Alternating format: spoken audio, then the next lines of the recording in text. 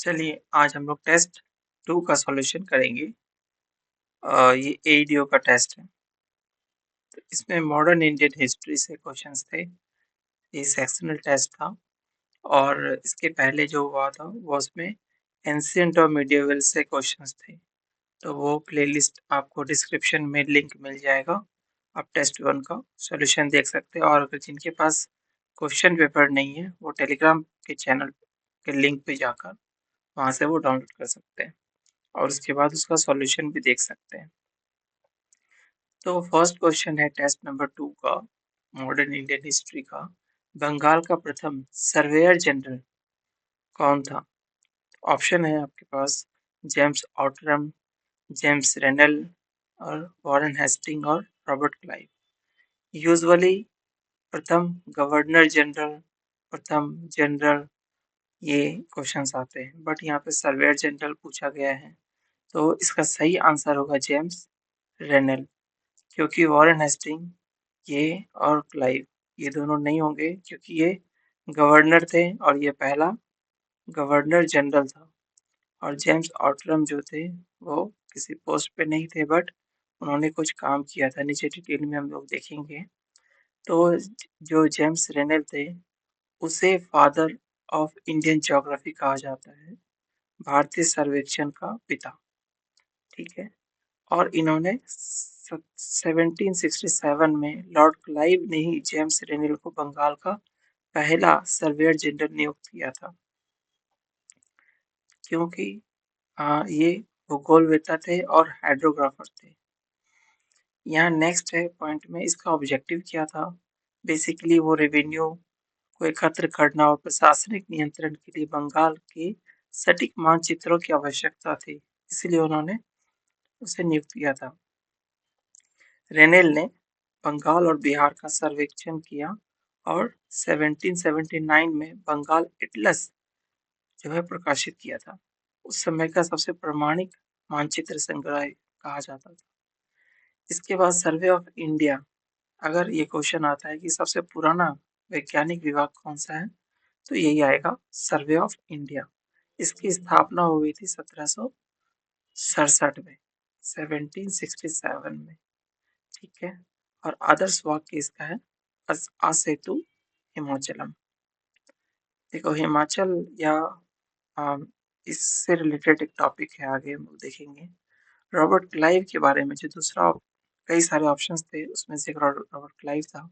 इसे पहला गवर्नर कहते थे और इसी ने द्वैत शासन लागू किया था। वॉरेन हेस्टिंग को बंगाल का गवर्नर नहीं, गवर्नर जनरल कहा जाता था। 1773 के रेगुलेटिंग एक्ट के बाद ये बना था। जेम्स ऑटरम जो ऑप्शन था आपका, वो 1857 के विद्रोह के दौरान लखनऊ के दमन और अवध के विलय से संबंधित एक रिपोर्ट तैयार किया था। Johns James Outram. और कुछ एक्स्ट्रा फैक्ट्स देख लेते हैं। एक क्वेश्चन आ सकता है, ग्रेट ट्रिग्नोमेट्रोलॉजिकल सर्वे ये क्या है? तो ये 1802 में विलियम लैम्बर्टन द्वारा मद्रास से शुरू किया गया था। इसका उद्देश्य ये था कि पूरे भारतीय महाद्वीप को वैज्ञानिक रूप में मापना। द ग्रेट ट्रिग्नोमेट्रिकल सर्वे किससे संबंधित थे? ये वैज्ञानिक रूप से मापना था इसको और विलियम लैम्बर्टन थे। दूसरा इसमें एक पॉइंट है जॉर्ज एवरेस्ट। एवरेस्ट का नाम सबने सुना ही है, दुनिया की सबसे ऊंची चोटी है। 1830 में सर्वेयर जनरल बनाया था। तो अगर ये फैक्ट पूछा जाता है कब बनाया था, तो 1830 आंसर होगा और उसी के नाम पे माउंट एवरेस्ट नाम रखा था। एक राधानाथ सिकंदर थे। ठीक है, वो भारतीय गणितज्ञ थे। उन्होंने पहली बार जो है माउंट एवरेस्ट पीक 15 की ऊंचाई की गणना की थी। अच्छा, बीपीएससी पॉइंट ऑफ व्यू से कुछ है इसमें इम्पोर्टेंट कि गंगा नदी के प्रवाह और राजस्व सीमाओं का पहला विस्तृत वैज्ञानिक विवरण जो है रेनेल के सर्वेक्षण से ही मिलता है। तो बीपीएससी में भी क्वेश्चंस आ सकते हैं। सेकंड क्वेश्चन है खिलाफत आंदोलन से संबंधित कुछ इसमें स्टेटमेंट दिए हैं। जैसे पहला स्टेटमेंट है 1919 की शुरुआत में हजरत मोहनी और अन्य नेताओं के नेतृत्व में एक खिलाफत समिति का गठन किया गया था। ठीक है, 1919 में। क्या ये सही है? हाँ, बिल्कुल सही है। और इसके दूसरा स्टेटमेंट है, अखिल भारतीय खिलाफत सम्मेलन जो है नवंबर 1919 में दिल्ली में किया था। ठीक है, और किसने किया था? ये महात्मा गांधी ने किया था। इसका हम लोग कुछ देखते हैं। इसका आंसर हो जाएगा 1 और 2 दोनों सही। एक्सप्लेनेशन में देखते हैं, हुआ क्या था उस टाइम पे। फर्स्ट वर्ल्ड वॉर हुआ था। ऑटोनम एम्पायर जो थे, साम्राज्य, उसकी हार हुई थी। और तुर्की का जो सुल्तान था, खलीफा, उसको ये आ, उसका पद को हटा दिया गया था। तो ब्रिटेन द्वारा जो है ना, सर्वेस की संधि के माध्यम से खलीफा की पद की शक्ति ही समाप्त कर दी गई थी। ठीक है। और खिलाफत समिति का गठन की अगर हम बात करें तो मार्च 1919 में बॉम्बे में खिलाफत समिति बनाई गई थी। इसके जो मेन प्रवर्तक थे वो थे अली बंधु। अली बंधु में आते हैं शौकत अली और मोहम्मद अली। ठीक है। अब अन्य प्रमुख नेताओं में मौलाना आजाद, हकीम अजमल खां, हजरत मोहानी शामिल थे। ठीक है। अखिल भारतीय खिलाफत सम्मेलन, ये सम्मेलन 1919 नवंबर 23 को हुआ था दिल्ली में। ठीक है। अध्यक्षता किसने की थी? महात्मा गांधी ने। तो दूसरा कथन भी सही है। गांधी जी ने इस मंच से हिंदू मुस्लिम एकता का आह्वान किया था। ठीक है। अब यहाँ पे बात आती है आंदोलन का विकास और अंत कैसे हुआ। तो 1920 में इसे असहयोग आंदोलन के साथ मिला दिया गया, खिलाफत आंदोलन को। ठीक है। तो अगर ये प्रश्न ये भी आता है कि खिलाफत आंदोलन को किस आंदोलन द्वारा मर्ज कर दिया गया, तो असहयोग आंदोलन 1920 में। ठीक है। हालांकि 1924 में क्या हुआ था, तुर्की के जो मुस्तफा कमाल पाशा के नेतृत्व में क्रांति हुई और खलीफावाद को ही समाप्त कर दिया गया। तो ऑब्वियस है कि वहां समाप्त हो गया तो भारत में भी अप्रासंगिक प्रासंगिक हो गया, तो ये खत्म हो गया। ठीक है। तो अगर ये कारण पूछते हैं कि खिलाफत आंदोलन किस कारण से अप्रभावी हो गया, तो खलीफाबाद की समाप्ति के कारण। अच्छा, यहाँ पे कुछ फैक्ट हैं। जैसे गांधी जी का तर्क क्या था? गांधी जी ने कहा था कि यह एक ऐसा अवसर है जो 100 वर्ष में भी दोबारा नहीं आएगा, हिंदू मुसलमानों को एकजुट करने का। तो ये इसी टाइम पे कहा था। मोपला विद्रोह भी हुआ था उसी टाइम पे 1921 में केरल के मालाबार तट पे, और इसने ही भी समर्थन किया था खिलाफत आंदोलन को। ठीक है। और ये बाद में ये दंगा में बदल गया था। बीपीएससी पॉइंट ऑफ व्यू से खिलाफत आंदोलन के जो यहाँ बिहार से थे वो मजरूल हक थे, जिन्होंने पटना में ही सदाकत आश्रम की स्थापना की थी और मदरलैंड नाम का अखबार निकाला था जो हिंदू मुसलमान की एकता और खिलाफत का प्रचार किया था। ठीक है। तीसरा क्वेश्चन है कि निम्नलिखित में से कौन गांधी जी के राजनीतिक गुरु थे? तो गांधी जी के राजनीतिक गुरु जो थे वो गोपाल कृष्ण गोखले थे। ठीक है। और गोपाल कृष्ण गोखले के भी जो गुरु थे वो कौन थे? एमजी राणा थे। ठीक है। तो हम लोग आगे देखेंगे। उसके बाद जो ये सी आर दास थे, ये किनके गुरु थे? ये गुरु थे सुभाष चंद्र बोस के।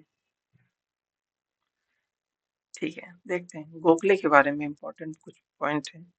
इन्होंने जो है 1915 9 जनवरी को अफ्रीका से जब लौटे थे गांधी जी, तो उन्होंने कहा था कि आप 1 साल अपना जो भारत है उससे आप भ्रमण करिए। पूरे 1 वर्ष तक देश का भ्रमण करने की सलाह दी थी गोपाल कृष्ण गोखले ने।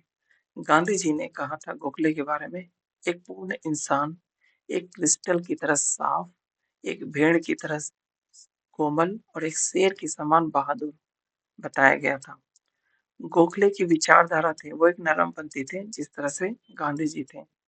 उन्होंने संवैधानिक साधन, याचिका और तर्कपूर्ण चर्चा के माध्यम से ही सुधार में विकास अ, करते थे। ठीक है। इसके बाद कुछ और हैं, जैसे सी आर दास जो है, उन्होंने मोतीलाल नेहरू के साथ मिलकर 1923 में स्वराज पार्टी बनाई। ठीक है। सुभाष चंद्र बोस के वो राजनीतिक गुरु थे, ऊपर हमने डिस्कस किया है। दादा भाई नौरोजी जो थे वो ग्रैंड ओल्ड मैन के नाम से जाना जाता थे ऑफ इंडिया। इन्होंने ही ड्रेन ऑफ वेल्थ थ्योरी दी थी और बाल गंगाधर तिलक जो थे वो गर्मपंथी के थे। इन्होंने कहा था स्वराज मेरा जन्मसिद्ध अधिकार है। ठीक है, वो तीनों ऑप्शंस के हमने यहाँ पे डिटेल देख लिए हैं। अभी यहाँ पे कुछ इंपॉर्टेंट फैक्ट्स हैं। सर्वेंट्स ऑफ इंडिया 1905 में गोखले ने ही बनाया था, गांधी जी के आने के पहले। ठीक है, और इसका मुख्य उद्देश्य था भारतीय युवाओं को देश की सेवा के लिए प्रशिक्षित करना। ठीक है, सर्वेंट्स ऑफ इंडिया का काम ये था। अच्छा, कुछ कांग्रेस के अधिवेशन में इन्होंने भाग लिया था। तो गोखले ने 1905 के बनारस कांग्रेस अधिवेशन की अध्यक्षता की थी और फिर 1906 में दादा भाई नौरोजी ने। ठीक है, अच्छा, ये जो है हमने यहाँ देखा महादेव गोविंद रानाडे यानी कि एमजी रानाडे जो थे वो गोखले के भी राजनीतिक गुरु थे। इस तरह से पूछा जाता है बेसिकली रानाडे, फिर गोखले और गांधी जी। ठीक है, गांधी जी की रचना में गांधी जी ने गोखले के ऊपर एक धर्मात्मा गोखले नामक एक लघु जीवनी गुजराती भाषा में लिखी थी। तो यह भी एक प्रश्न बन सकता है यहाँ पे। ठीक है, अगला क्वेश्चन देखते हैं कि किन किन स्थानों पर डचों ने कारखाना स्थापित किया था। तो यहाँ पे ऑप्शन है सूरत, चिंसूरा, करईकाल और मसूलीपट्टनम। तो आंसर के हिसाब से देखेंगे तो ये चारों ऑप्शन होंगे, सभी जगह इन्होंने अपनी फैक्ट्री खोली थी। कभी कभी यहाँ पे फैक्ट अगर डिटेल में जाना चाहता है तो वो आपसे ईस्वी पूछेगा। तो 1602 ईस्वी में United East India Company of Netherland की स्थापना हुई और इसका मुख्य था मसालों का व्यापार करना। बेसिकली इंडोनेशिया को इन्होंने टारगेट किया था। भारत में कुछ फैक्ट्री बनी थी 1605 में। इसकी पहली फैक्ट्री बनी थी आंध्र प्रदेश के मसूलीपट्टनम में। 1605 में मसूलीपट्टनम, फिर सूरत में बना था, ये कहाँ है, पश्चिम भारत। फिर चिंसूरा, ये बंगाल में उन सबसे महत्वपूर्ण केंद्र था जहाँ किला गुप्तवास बनाया था। तो चिंसूरा कहाँ है, ये बंगाल का। उसके बाद है कराईकल, कराईकल कोरोमंडल तट पे था। ठीक है, कुछ व्यापारिक वस्तुएं भी इनके देखते हैं। ये ज्यादातर जो नील थे, इंडिगो, शोरा, रेशम, चावल, सूती वस्त्र का निर्यात करते थे। ठीक है, और कपड़े भी ये लोग निर्यात करते थे। अच्छा, यहाँ पे कुछ इंपॉर्टेंट फैक्ट है, जैसे बेदरा का युद्ध, बैटल ऑफ बेदरा, ये 1759 में हुआ था। ये बेसिकली रॉबर्ट क्लाइव के टाइम पे हुआ था जब डचों को निर्णायक रूप से हरा दिया गया था और डचों की जो शक्ति वो फाइनली खत्म हो गई थी यहाँ पे। ठीक है, इसके बाद है पुलिकट की। तो 1660 में डचों का मुख्यालय था ये। उन्होंने गोल्डन पेगोडा सिक्के ढाले थे यहाँ पे।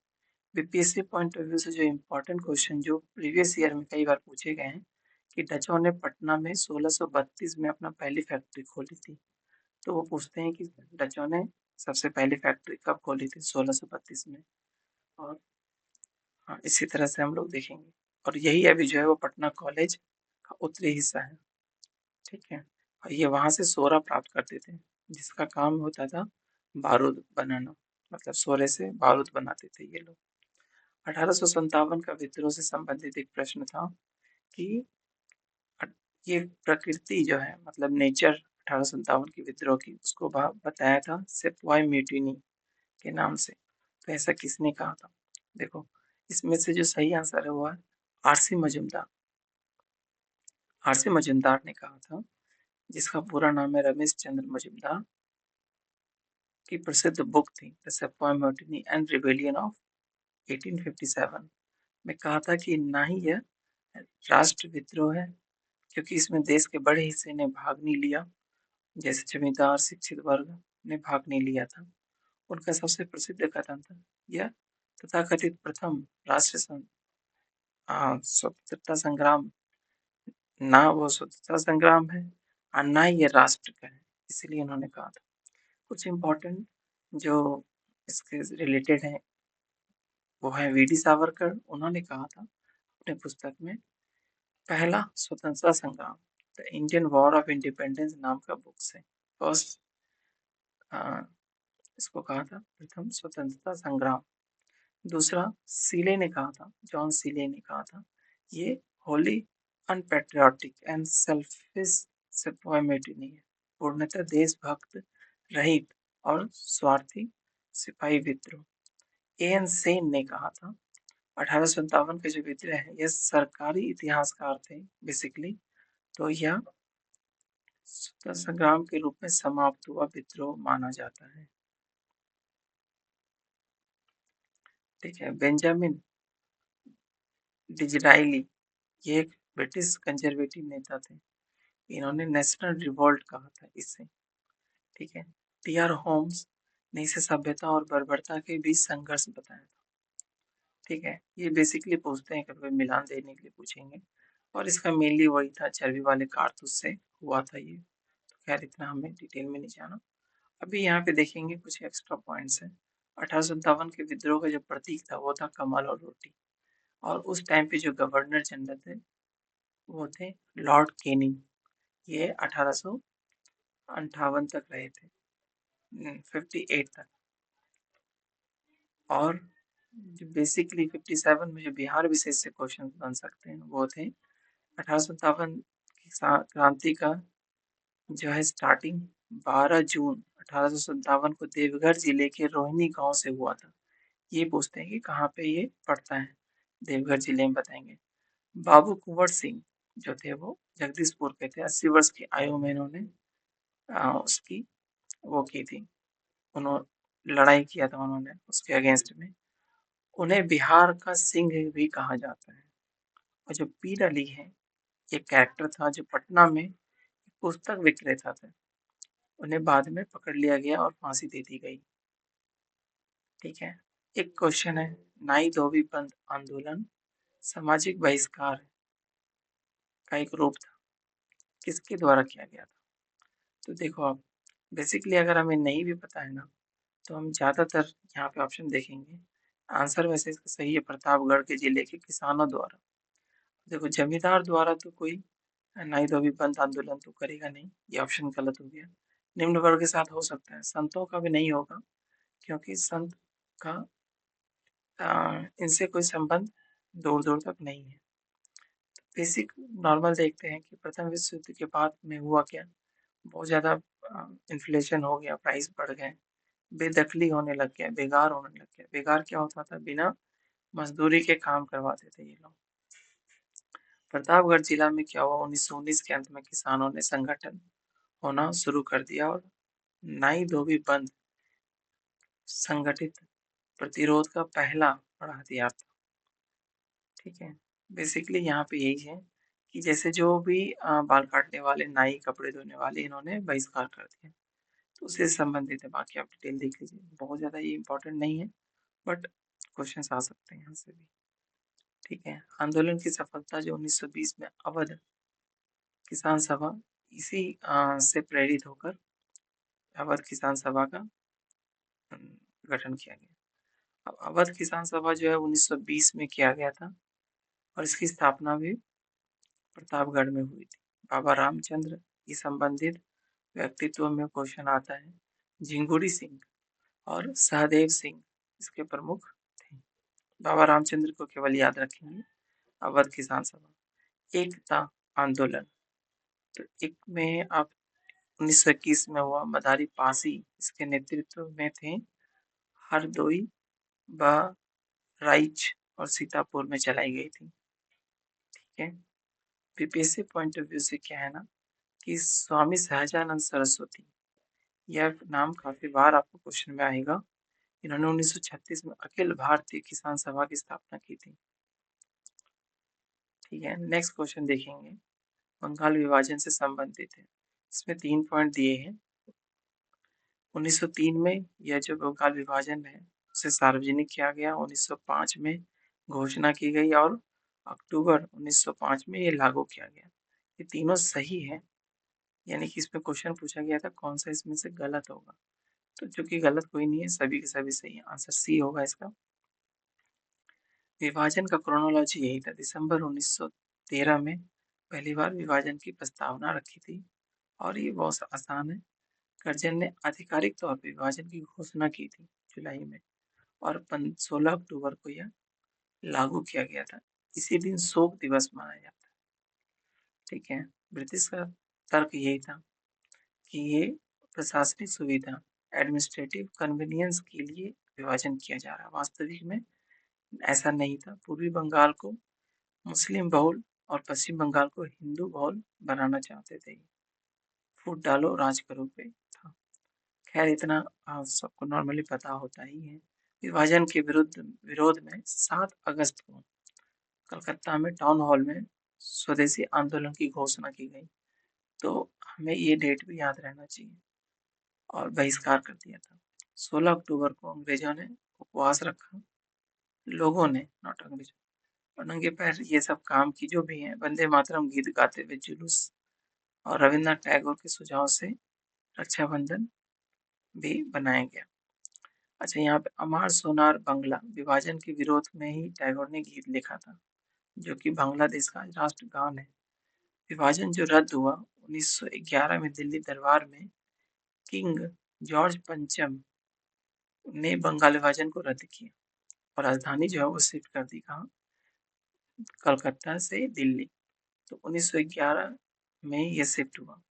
हालांकि बिहार और उड़ीसा जो है 1912 में बंगाल से अलग एक नया प्रांत बनाया गया। ठीक है, ठीक है। उपन्यास देवी चौधरानी से संबंधित है। इसको किसके द्वारा लिखा गया था? तो सबको पता है, बंकिम चंद्र चटर्जी के, चट्टोपाध्याय के द्वारा।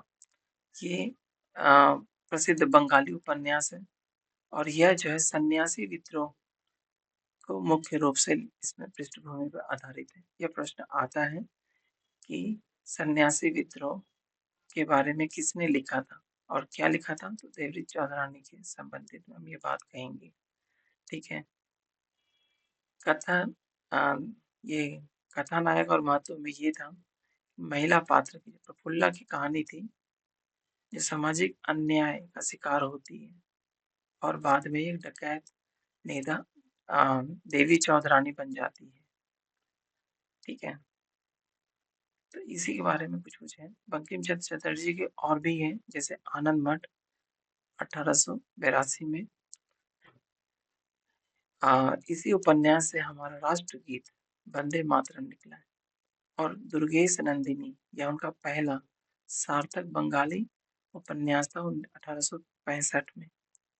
दुर्गेश नंदिनी भी इन्हीं के द्वारा लिखा गया था। अच्छा, सामाजिक प्रभाव क्या पड़ा था? इन्होंने शिक्षित मध्यम वर्ग के देशभक्ति और सांस्कृतिक गौरव की भावना जगाई। ठीक है, बंगाल पुनर्जागरण का हिस्सा बनाया।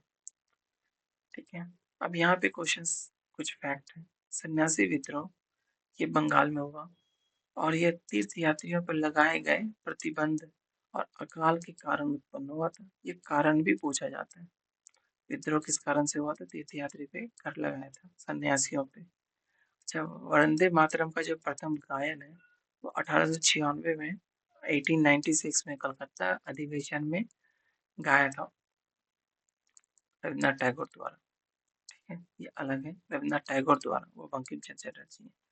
बीपीएससी पॉइंट ऑफ व्यू से कई क्षेत्रों में सन्यासी और फकीर विद्रोह सक्रिय थे। ठीक है, अच्छा, नेक्स्ट क्वेश्चन है ठगों का दमन।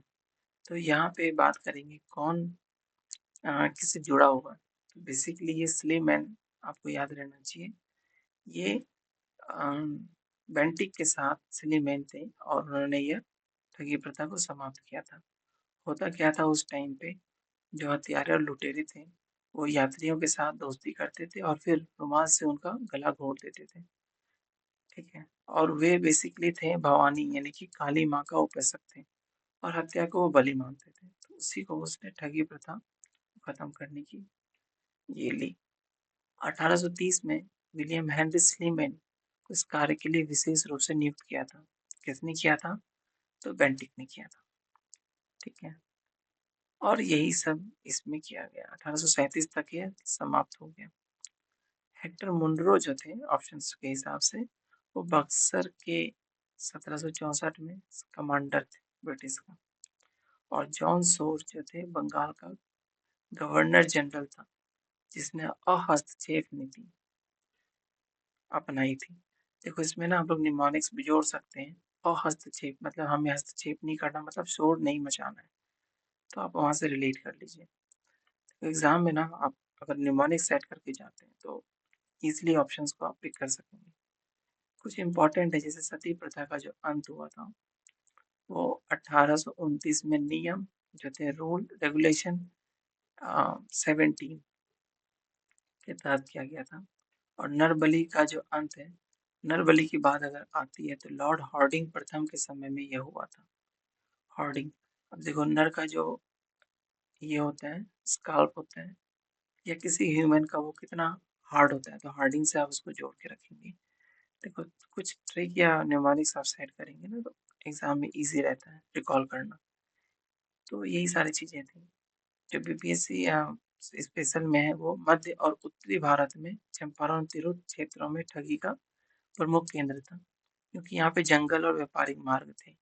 तो अगर प्रश्न ऐसा घुमा के पूछता है कि बिहार में इसका प्रभाव कहाँ पे था, तो चंपारण और तिरहुत क्षेत्र में हम बता देंगे। नेक्स्ट क्वेश्चन नंबर 10 है कि 1885 में जो कांग्रेस नेशनल आईएनसी का सत्र हुआ था वो किसके द्वारा हुआ था अध्यक्षता में, तो डब्ल्यू सी बनर्जी के अध्यक्षता में। ठीक है, देखो अगर हम इसकी ये बात करें की स्थापना 28 दिसंबर 1885 को की गई थी और अध्यक्ष जो थे डब्ल्यू सी बनर्जी थे और वे कलकत्ता के प्रसिद्ध बैरिस्टर थे। उसके बाद ए.ओ. ह्यूम एक सेवानिवृत्त ब्रिटिश अधिकारी थे जिन्हें कांग्रेस का जनक कहा जाता है, फादर ऑफ आईएनसी, और वे 1906 तक इसके सेक्रेटरी रहे। प्रतिनिधि में 72 प्रतिनिधि थे, अधिकांश वकील पत्रकार थे। उसके बाद सुरेंद्र बनर्जी वे पहले अधिवेशन में शामिल नहीं हो सके थे क्योंकि उस समय कलकत्ता में इंडियन नेशनल कॉन्फ्रेंस के दूसरे अधिवेशन में व्यस्त थे वो, तो ये नहीं थे उस टाइम पे। अच्छा यहाँ पे कुछ इम्पोर्टेंट है जो आईएनसी से रिलेटेड पूछा जाता है कि सेफ्टी वॉल्व का सिद्धांत किसने दिया था, तो सेफ्टी वॉल्व लाला लाजपत राय ने आरोप लगाया था कि कांग्रेस की स्थापना जो है ब्रिटिश के हितों की रक्षा के लिए सेफ्टी वॉल्व के रूप में गई है। सेफ्टी वॉल्व लाला लाजपत राय कर लेंगे। लॉर्ड डफरिन ने इसको कहा था माइक्रोस्कोपिक माइनॉरिटी। ठीक है, उस समय के जो वायसराय थे डफरिन, उन्होंने इसको अल्पसंख्यक सूक्ष्म अल्पसंख्यक का दर्जा दिया था। दूसरा अधिवेशन जो हुआ था उसकी अध्यक्षता ये दादा भाई नौरोजी ने किया था। और यहाँ अगर बीपीएससी पॉइंट ऑफ व्यू से पूछा जाए कि पहले अधिवेशन में कोई प्रतिनिधि तो थे बिहार से, तो नहीं थे, बिल्कुल भी नहीं। ठीक है, आगे चल के उन्होंने भाग लिया। बिहार में पहला जो कांग्रेस अधिवेशन हुआ 1912 में हुआ बांकीपुर पटना में, जिसकी अध्यक्षता की थी आर.एन. मडोलकर। तो देखो ये रिकैप पॉइंट है, आप इसको एक बार देख लेंगे। ठीक है, ठीक है, चलिए हम लोग नेक्स्ट क्वेश्चन नंबर 11 है जो बक्सर के युद्ध से संबंधित है। बक्सर का युद्ध कब हुआ था, 1764 में। ठीक है, और इसके अंतर्गत दो स्टेटमेंट दिए गए। मेजर हेक्टर मुनरो की कमान वाले जो अंग्रेजी सेना थी 1764 में मीर कासिम अवध के नवाब और शाह आलम द्वितीय की संयुक्त सेना को हराया था। बिल्कुल सही बात है कि ये तीन लोग थे, मीर कासिम अवध के नवाब और शाह आलम द्वितीय। इस जीत के परिणाम स्वरूप अंग्रेज जो उत्तर भारत में सबसे मजबूत शक्ति बन गई। तो दोनों स्टेटमेंट आपका सही होगा, एक और दो करेक्ट। यहाँ पे पृष्ठभूमि देखिए, जो प्लासी का युद्ध हुआ था 57 में, तो उसके बाद मीर जाफर को नवाब बनाया था। बाद में उसकी जगह पे मीर कासिम को नियुक्त किया और मीर कासिम ने अपनी राजधानी मुर्शिदाबाद से कहाँ लेके चला गया था, मुंगेर में, और वहां पे उन्होंने यूरोपीय तर्ज पे आधुनिक बनाने की कोशिश की है अपनी सेना को। गठबंधन में हुआ क्या कि मीर कासिम जो बंगाल से भाग के अवध के नवाब सुजाउद्दौला सुजाउद्दौला देखो, सिराजुद्दौला नहीं है, ये शुजा-उद-दौला है। और मुगल सम्राट शाह आलम द्वितीय के साथ एक त्रिगुट ट्रिपल अलायंस बनाया। 22 अक्टूबर 1764 को मुनरो के नेतृत्व में युद्ध हुआ। तो ये भी डेट कभी कभी पूछा जाता है कि कब हुआ था, 22 अक्टूबर। ठीक है। और हुआ क्या, बक्सर के युद्ध में अंग्रेजी सेना जो थी वो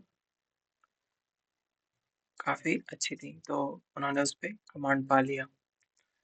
तो अब क्या हुआ, न केवल बंगाल के नवाब को बल्कि भारत के मुगल सम्राट को भी ब्रिटिश के अधीन कर दिया। अच्छा, यहाँ पे कुछ और इम्पोर्टेंट है, इलाहाबाद की संधि इसी से संबंधित है। अगर ये पूछे कि कौन कौन थे, रॉबर्ट क्लाइव थे और शाह आलम द्वितीय शुजाउद्दौला के बीच संधि हुई है। ठीक है, जिसके तहत बंगाल, बिहार और उड़ीसा की दीवानी प्राप्त हुई। बीपीएससी के पॉइंट ऑफ व्यू से यह बिहार जो है बक्सर में पड़ता है। वास्तविक जो नींव पड़ी थी, तो अक्सर प्रश्न में यही पूछा जाता है कि बक्सर के युद्ध के समय में दिल्ली का शासक कौन था, तो शाह आलम द्वितीय। इंडियन ओपिनियन समाचार पत्र से संबंधित एक प्रश्न रखा गया है, जिसमें दक्षिण अफ्रीका में इंडियन ओपिनियन समाचार पत्र किसने शुरू किया। तो सबको पता है कि महात्मा गांधी ही साउथ अफ्रीका गए थे और उन्होंने ये इंडियन ओपिनियन रखा था। ये बेसिकली जो रंग भेद की नीति थी, नस्ल रंग भेद, उसको जागरूक फैलाने के लिए 1903 में महात्मा गांधी ने शुरू किया था। अब यह जो है गुजराती, हिंदी, तमिल और अंग्रेजी चारों भाषाओं में प्रकाशित होता था। सत्याग्रह का साधन तो उन्होंने सत्याग्रह के दर्शन को विकसित किया। इसके जो संपादक थे, ये क्वेश्चन आ सकता है, मनसुख लाल नजर थे। मनसुख लाल नजर इसके सब संपादक। और जो अदर विकल्प ऑप्शंस में है, उसमें ये देखेंगे मैडम कामाजी, जो भिकाजी कामाजी थे, वो पेरिस में वंदे मातरम अखबार निकाला था। 1907 में स्टुअर्ट में जर्मनी में पड़ता है, पहली बार भारतीय तिरंगा फहराया था। ठीक है। लाला हरदयाल गदर अखबार के वो थे, कि सैन फ्रांसिस्को से जुड़ा था। अब यहाँ पे कुछ इंपॉर्टेंट पॉइंट है। गांधी जी के जो अन्य समाचार हैं, पत्र हैं, जैसे यंग इंडिया अंग्रेजी में था, नवजीवन गुजराती में और हरिजन शुरू किया था। ठीक है। फिनिक्स सेटलमेंट करके, फिनिक्स करके फॉर्म की स्थापना की थी डरबन में। ठीक है। नेक्स्ट क्वेश्चन है, विश्व धर्म संसद 1893 वर्ल्ड रिलीजन का एक पार्लियामेंट हुआ था, उनको संबोधन किया था स्वामी विवेकानंद ने। वो किस वर्ष किया था, तो 1893। ठीक है। और 4 साल के बाद उन्होंने रामकृष्ण परमहंस मिशन की स्थापना की थी आनंद मठ में। अब यहाँ पे एक ऐतिहासिक है कि 11 सितंबर 1893 में शिकागो में, शिकागो है कहाँ, यूएसए में पड़ता है, तो उन्होंने भाषण में कहा था, अमेरिका के भाई और बहनों। और वहाँ पे एक न्यूयॉर्क के चर्चित पत्रकार थे, हेराल्ड। ठीक है। उन्होंने कहा था कि यह सुनने के बाद हमें लगा कि भारत जैसे सुसंस्कृत राष्ट्र में मिशनरी भेजना कितनी मूर्खता है। ठीक है। रामकृष्ण मिशन की स्थापना 1 मई 1897 में उन्होंने अपने गुरु रामकृष्ण परमहंस की स्मृति में बनाया था। इनका कुछ फैक्ट देख लेते हैं। बचपन का नाम था नरेंद्र दत्त, परंतु खेतरी के जो महाराजा थे, उन्होंने स्वामी विवेकानंद की उपाधि दी थी उनको। तो ये क्वेश्चन आ सकता है, खेतरी के महाराजा किसने दिया था, उन्होंने ही दिया था। राष्ट्रीय युवा दिवस सबको पता है 12 जनवरी को मनाते हैं, और इसी से जो है खुदीराम बोस और प्रफुल्ल चाकी प्रेरणा लिया था। पूना पैक्ट, अब यहाँ पे 2 स्टेटमेंट है। यह जो पैक्ट है, यह बी आर अम्बेडकर और महात्मा गांधी के बीच समझौता था। तो यह सही आंसर है, क्योंकि उस टाइम पे महात्मा गांधी ने अनशन किया था और अंबेडकर के साथ उन्होंने वार्तालाप की थी। प्रांतीय विधान मंडलों में दलितों के लिए आरक्षित सीट 71 से 147 कर दी गई। तो ये दोनों स्टेटमेंट आपका सही है। यहाँ पे देखेंगे हुआ क्या था उस टाइम पे। पीएम जो ब्रिटिश पीएम थे, रैमजी मैकडोनाल्ड ने कम्युनल अवार्ड की घोषणा की थी, जिसमें कि सेपरेट इलेक्टोरेट एक प्रोविजन लाया था दलितों के लिए भी। वो चाहते थे कि हिंदू मुस्लिम तो अलग हुए ही हैं, अब हिंदू में भी वो दो कैटेगरी बन जाए। ठीक है। अब ये जो समझौता हुआ था, ये डेट भी बीपीएससी ने कई बार पूछा है। 24 सितंबर 1932। यहाँ पे दो नौ जो लोग थे वो नाम आप याद रखेंगे, मदन मोहन मालवीय और एमसी राजा के प्रयास से गांधी जी और डॉक्टर अंबेडकर के बीच ये हुआ। तो इसके बाद परिणाम यही हुआ कि पृथक निर्वाचन मंडल को त्याग दिया, और मतलब ऑब्वियस है कि वो कम्युनल अवार्ड कोई भी, और संयुक्त निर्वाचन क्षेत्र में दलितों की सीट आरक्षित की गई, जो कि परिषद में 71 सीट से बढ़ा के इतना कर दिया गया, और 18% सीट रिजर्व किया गया केंद्रीय विधानमंडल में। ठीक है। अच्छा, हरिजन सेवक संघ ये पुनः पैक्ट के बाद गांधी जी ने दलितों के उत्थान के लिए स्थापना की, हरिजन पत्रिका निकाला। तो ये पूछा भी जाता है कि कब हुआ, तो 1932 के बाद हुआ था, 1933 में। जय हिंद का नारा किसने दिया था? जय हिंद सुभाष चंद्र बोस ने ही दिया था। मूल रूप से इसका जो नारा है ना, वो आबिद हसन साफरानी ने किया था। ठीक है, द्वारा गढ़ा गया था, लेकिन लोकप्रिय इन्होंने आईएनए का अभिवादन में किया था। इसका महत्व यह है कि यह नारा जो है जाति धर्म और क्षेत्र की सीमाओं को तोड़कर, है ना, एक प्रतीक आज भी है जो है भारतीय सेना और आधिकारिक सरकारी संचार का हिस्सा है। आजाद हिंद जो फौज बनाया था बॉस ने 21 अक्टूबर 1943 यानी कि 1943 को सिंगापुर में आजाद हिंद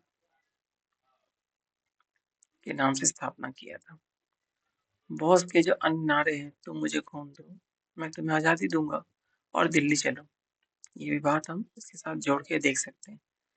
त्रिपुरी जो संकट हुआ था, बेसिकली पट्टाभी सीतारामैया को हरा के बॉस ने अध्यक्ष चुने गए थे, लेकिन बाद में जब मतभेद हुआ तो उन्होंने इस्तीफा दे दिया और फॉरवर्ड ब्लॉक की स्थापना की। एक क्वेश्चन आगे है भी, फॉरवर्ड ब्लॉक की स्थापना किसने की? बीपीएससी के पॉइंट ऑफ व्यू से जो है ना, बिहार के कदम कुआं में सुभाष चंद्र बोस की यात्रा और संबोधन ने बिहार के युवाओं को आईएनए में शामिल होने के लिए प्रेरित किया। तो कदम कुआं एक हम पॉइंट रख सकते हैं, स्टेशन के पास है। इसके बाद राजधानी जो है दिल्ली स्थानांतरण से संबंधित एक प्रश्न है कि किसके काल में हुआ था ये? तो हार्डिंग के काल में। ठीक है। तो इसका कार्यकाल ही था 10 से 16, और हुआ था ये 12 दिसंबर 1911 को दिल्ली दरबार में आयोजन किया गया, और किंग जो सम्राट थे, किंग जॉर्ज पंचम और महारानी मैरी भारत आए थे। उसी टाइम पे इन्होंने दो काम किया था। एक कि बंगाल विभाजन रद्द कर दिया 1905 वाला जो था, उसके बाद राजधानी को हटा के दिल्ली स्थानांतरण किया। कारण यही था, गतिविधियां केंद्र बन चुकी थी वहां पे, और अ, पूरा साम्राज्य जो है वो स्थिति पे नियंत्रण रखना संभव नहीं था, आसान था दिल्ली करना, और मुगल काल से भी इसी को दिया गया था, दिल्ली में ही वो था सेंटर, इसलिए। और यही हुआ 1912 में स्थानांतरण हुई। नई दिल्ली के निर्माण की जिम्मेदारी एडविन लुटियंस और हार्वर्ड बेकर को दी गई। तो ये पॉइंट भी हम लोग जोड़ के लिख सकते हैं, याद रख सकते हैं। ये जो होर्डिंग था, होर्डिंग के टाइम में बम कांड भी हुआ है। उस टाइम पे रास बिहारी बोस और सचिन सन्याल के नेतृत्व में बम फेंका था किस पे जब वो सभा के लिए जा रहे थे। इसे दिल्ली षड्यंत्र केस भी कहा जाता है। ठीक है, ठीक है। तो एक इम्पोर्टेंट पॉइंट ये है कि किंग जॉर्ज पंचम जो है थे फिफ्थ, वो भारत आने वाले एकमात्र ब्रिटिश सम्राट थे। तो अगर ये क्वेश्चन आता है तो आप, ठीक है, लॉर्ड कर्जन जो थे, इसके समय में बंगाल विभाजन हुआ था। तो पूछते हैं कि बंगाल विभाजन किसके टाइम में हुआ था, तो लॉर्ड कर्जन के टाइम में। लॉर्ड मिंटो सेकेंड जो थे, मार्ले मिंटो सुधार 1919 में आया था। ठीक है, और 1911 में इसी दिल्ली दरबार में बिहार और उड़ीसा को बंगाल से अलग करके एक नया प्रांत बनाया गया था, जो 1 अप्रैल 1912 में अस्तित्व में आया। तो यह भी एक क्वेश्चन पूछा गया है बीपीएससी में, बीपीएससी 17वीं में। अच्छा, एक क्वेश्चन है, खान अब्दुल गफ्फार खां के संबंध में क्वेश्चन है कि उन्हें बादशाह खां के नाम से जाना जाता है। सही बात है। और उन्होंने खुदाई खिदमतगार नामक एक स्वयं सेवक ब्रिगेड का गठन किया था। ये भी सही बात है। खुदाई खिदमतगार किससे संबंधित है, आपका खान गफूर अब्दुल गफ्फार खां के संबंधित है। सीमांत गांधी, फ्रंटियर गांधी इसको कहा जाता है। खान अब्दुल गफ्फार खान जो थे वो नॉर्थ वेस्ट फ्रंटियर में उनको महान पश्तून नेता कहा जाता था। ठीक है, क्योंकि ये गांधी जी के जो अहिंसा में बहुत ही ज्यादा इनका विश्वास था, अटूट विश्वास था, इसलिए उनको सीमांत गांधी या सरहदी गांधी कहा गया। ठीक है, यहाँ पे उन्हें प्यार से बादशाह खां और फर्क अफगान भी कहा जाता था। ठीक है, 1900, अगर ये क्वेश्चन आता है, खुदाई खिदमतगार जो थे वो 1929 में एक संगठन की स्थापना की थी। कब किया था, 1929 में।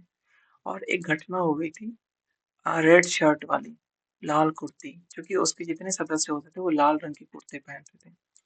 और तो इस हिसाब से ये स्टेटमेंट टू सही है। सविज्ञा सविनय अवज्ञा आंदोलन में 1930 में हुआ क्या था कि पेशावर में जो नेतृत्व किया था इन्होंने ही किया था।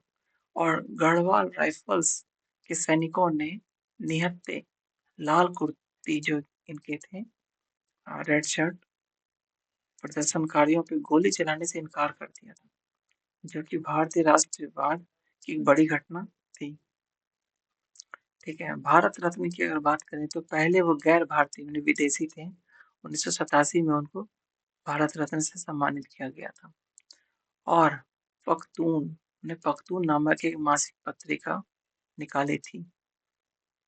और विभाजन का विरोध भी, भारत विभाजन का विरोध उन्होंने किया था। यहाँ पे ये था कि उन्होंने प्रसिद्ध कथन जो था, हमें भेड़ियों के आगे फेंक दिया गया है, ये कथन किसने दिया था, खान अब्दुल गफ्फार खान ने। तो बिहार से रिलेटेड एक क्वेश्चन आ सकता है कि उनका अहिंसक बहादुरी से बहुत ज्यादा प्रभावित थे। ठीक है, नेक्स्ट क्वेश्चन है कि ब्रिटिश हाउस ऑफ कॉमन्स के लिए चुने जाने वाले पहले भारतीय कौन थे। तो ऑप्शन है डब्ल्यू सी बैनर्जी, दादा भाई नौरोजी, मोतीलाल नेहरू और जी के गोखले। तो सही आंसर क्या हो गया, दादा भाई नौरोजी। इसके बारे में थोड़ा सा डिटेल एनालिसिस करते हैं। तो grand old man of India इनको नाम दिया गया। ठीक है, और 1892 के मध्य में फिंसबरी क्षेत्र से लिबर्टी पार्टी का टिकट, अगर ये क्षेत्र पूछा जाता है तो हम ये बोल सकते हैं, एमपी चुना गया। उसके बाद इन्होंने एक ड्रेन ऑफ वेल्थ थ्योरी नाम का वो दिया, जिसमें उन्होंने एक पुस्तिका लिखी थी, मतलब बुक लिखा था, poverty and un British rule in India 1901 में। इसी में ये सिद्धांत उन्होंने दिया, जिसमें उन्होंने कहा कि ये जो लूट है, इसे उसने evil of the all evils कहा, अनिष्टों का अनिष्ट कहा। ठीक है, कांग्रेस और नौरोजी, नौरोजी ने 3 बार अध्यक्षता की, तथा नौरोजी ने 1886 कलकत्ता का, 93 लाहौर का और 1906 फिर कलकत्ता का। ठीक है, तो ये हम याद रखेंगे। और इसके बाद स्वराज की मांग 1906 में ही कलकत्ता अधिवेशन में उन्होंने पहली बार रखी थी, स्वराज शब्द का। अब यहाँ पे आते हैं रस्त गुफ्तार। उनकी प्रसिद्ध पत्रिका थी जो पारसी समुदाय के सुधार के लिए लिखा गया था। ईस्ट इंडिया एसोसिएशन 1886, क्वेश्चन काफी फेमस है, लंदन में किया था ताकि ब्रिटिश जनमत को भारत के पक्ष में प्रभावित किया जा सके। और बिहार के शुरुआती राष्ट्र नेता जैसे सच्चिदानंद सिन्हा, मजरूल हक, दादाभाई नौरोजी के आर्थिक विचारों से गहराई से प्रभावित थे। ठीक है, नेक्स्ट क्वेश्चन है self safety valve theory. Safety valve theory जो थे वो आईएनसी से रिलेटेड थे। आईएनसी को जो ब्रिटिश देखते थे अपने नजरियों से, वो ऐसा देखते थे कि जो भारतीयों के अंदर एक गुस्सा था, वो असंतोष जो था, वह एक संगठन यानी एक ऐसा मंच दिया जाए जिससे वह बाहर निकल जाए, सुरक्षित रूप से बाहर निकल सके और ब्रिटिश शासन को खतरा ना हो, इसलिए थ्योरी दी गई थी। और लाला लाजपत राय का मत ऐसा था कि यंग इंडिया में उन्होंने सिद्धांत को प्रतिपादित किया और कांग्रेस लॉर्ड डफरिन के दिमाग का उपज भी कहा था। दिमाग का उपज लाला लाजपत राय से संबंधित है। इसके बाद लाइटनिंग कंडक्टर की अगर हम बात करें तो यह जो है, ठीक है, तो यहाँ पे विपिन चंद्र पाल जैसे आधुनिक इतिहासकार थे, उन्होंने उन्होंने सेफ्टी वॉल सिद्धांत को पूरी तरह सही नहीं माना। ठीक है, उनका कहना था यदि ह्यूम ने कांग्रेस को सेफ्टी वॉल्व के रूप में इस्तेमाल किया है तो भारतीय नेताओं ने ह्यूम को एक लाइटनिंग कंडक्टर के रूप में इस्तेमाल किया ताकि शुरुआत में ही ब्रिटिश जो है ब्रिटिश दमन से बच सके। ठीक है, तो त्वरित चालक या लाइटनिंग कंडक्टर बिपिन चंद्रपाल को हम लोग कर सकते हैं। लॉर्ड डफरिन की प्रतिक्रिया क्या थी? हालांकि शुरुआती में सरकार का रुख नरम था, लेकिन डफरिन ने कुछ टाइम के बाद डफरिन ने कांग्रेस की आलोचना शुरू कर दी और उसे सूक्ष्म अल्पसंख्यक माइक्रो वो किया गया, माइनॉरिटीज लिखा गया। अच्छा, तो और भी इसमें ऑप्शंस थे जिसमें मुस्लिम लीग 1906 में बना था और ढाका में नवाब सलीमुल्लाह के नेतृत्व में हुआ था। ये बहुत इंपॉर्टेंट फैक्ट है। गदर पार्टी 1913 में लाला हरदयाल, ऊपर भी देखा था हमने, सैन फ्रांसिस्को यूएस में है। होम रूल लीग 1916 में तिलक और एनी बेसेंट ने स्थापित किया था। इलाहाबाद की संधि 1765 की बात अगर हम करते हैं तो इसमें दो स्टेटमेंट दिए हैं। इस पर रॉबर्ट क्लाइव और शुजा उद्दौला के हस्ताक्षर थे। बिल्कुल थे, क्योंकि वो अवध का नवाब था। और रॉबर्ट क्लाइव और शाह आलम द्वितीय, उन्होंने दोनों से अलग अलग किया था संधि, और ये दोनों स्टेटमेंट सही है। तो अभी थोड़ी देर पहले हमने देखा ही था इसके बारे में, तो पढ़ लीजिएगा। 1764 में हार के बाद रॉबर्ट क्लाइव को दोबारा बंगाल भेजा गया। ठीक है, और समझौता कर सके, समझौता के लिए स्पेशल बुलाया गया था। और अगस्त 1765 में, ये भी क्वेश्चन आता है किस महीने में, तो अगस्त में इलाहाबाद में दो अलग अलग संधियां हुई थी। पहला संधि में क्या हुआ था, ये 12 अगस्त को हुआ था और ठीक 4 दिन के बाद दूसरा हुआ था। और इसमें बाकी डिटेल इतना पूछते नहीं है, बट ये ध्यान रखेंगे। और डुअल गवर्नमेंट यानी द्वैध शासन शुरू हुआ यहाँ से। राजस्व का अधिकार अंग्रेजों के पास था और प्रशासन का जिम्मेदारी नवाबों के पास था। इसी को द्वैध शासन कहते हैं। रॉबर्ट क्लाइव, इसे ब्रिटिश साम्राज्य का संस्थापक माना जाता है। ये क्वेश्चन बनता है। मोहम्मद रजा खान और राजा सिताब राय, ये दोनों जो थे, ये अंग्रेजों ने बंगाल के लिए रजा खान और बिहार के लिए सिताब राय को उप दीवान नियुक्त किया था। अब बात आते हैं कि बिहार की दीवानी मिलने के बाद ही बिहार में कंपनी का औपचारिक शासन शुरू हुआ और पटना काउंसिल का गठन किया गया। ठीक है, इलाहाबाद की संधि के समय में बंगाल का गवर्नर कौन था? तो रॉबर्ट क्लाइव था। बस यही क्वेश्चन ज्यादातर आता है। नेक्स्ट क्वेश्चन, 1857 की जो लड़ाई हुई थी उस टाइम पे प्रधानमंत्री कौन थे? देखिए प्रश्न तो बहुत ही आसान है, इसमें पाल्मस्टन थे, है ना, विस्काउंट पाल्मस्टन। अब यहाँ पे हेनरी जॉन टेम्पल नाम था उनका, पाल्मस्टन प्रधानमंत्री थे, वो लिबर्टी पार्टी से संबंधित थे। तो ये भी क्वेश्चन बन सकता है वैसे। उसी के समय में जो है ब्रिटिश इंडिया की जो सत्ता थी वो समाप्त हो गई, ईस्ट इंडिया कंपनी का शासन समाप्त हुआ और सत्ता जो है ब्रिटिश क्राउन के हाथ में चली गई। बेंजामिन डिज़राइली उस समय विपक्ष नेता थे। डिज़राइली जो थे वो विपक्ष नेता थे। उन्होंने ही 57 विद्रोह को सिपाही विद्रोह न मानकर एक राष्ट्र विद्रोह कहा था, नेशनल रिवॉल्ट कहा था। क्लेमेंट एटली ने भारत की आज़ादी जो है 1947 के समय में ब्रिटेन के, और वो लेबर पार्टी के थे। ये लिबर्टी का था, वो लेबर का था। विंस्टन चर्चिल ये द्वितीय विश्व युद्ध के दौरान थे, चर्चा में थे द्वितीय विश्व में। देखो हर एक में न्यूमेरिक्स बैठा सकते हैं, जैसे ये क्लेमेंट एटली है, ठीक है, तो लेबर से आप इसको जोड़ दीजिए कि जो लेबर लोग हैं वो ईंट उठाते हैं, एटली, और ईंट से उन्होंने क्या किया, एक राष्ट्र का निर्माण कर दिया, मतलब कि भारत को आजाद कर दिया। बेंजामिन सिपाही विद्रोह, इसको आप जोड़ लीजिए, वैसे सिपाही विद्रोह ना बोल के इसे राष्ट्र विद्रोह बोला था। और विंस्टन चर्चिल, चर्चिल मतलब चर्चा, और पहली बार में तो चर्चा नहीं होती, कोई काम आप दोबारा करेंगे तो चर्चा में आएगा। समथिंग वर्ल्ड वॉर टू से इसको जोड़ दीजिए। अच्छा नेक्स्ट है, लॉर्ड कैनिंग के विद्रोह के समय भारत के गवर्नर जनरल थे ये, लॉर्ड कैनिंग थे।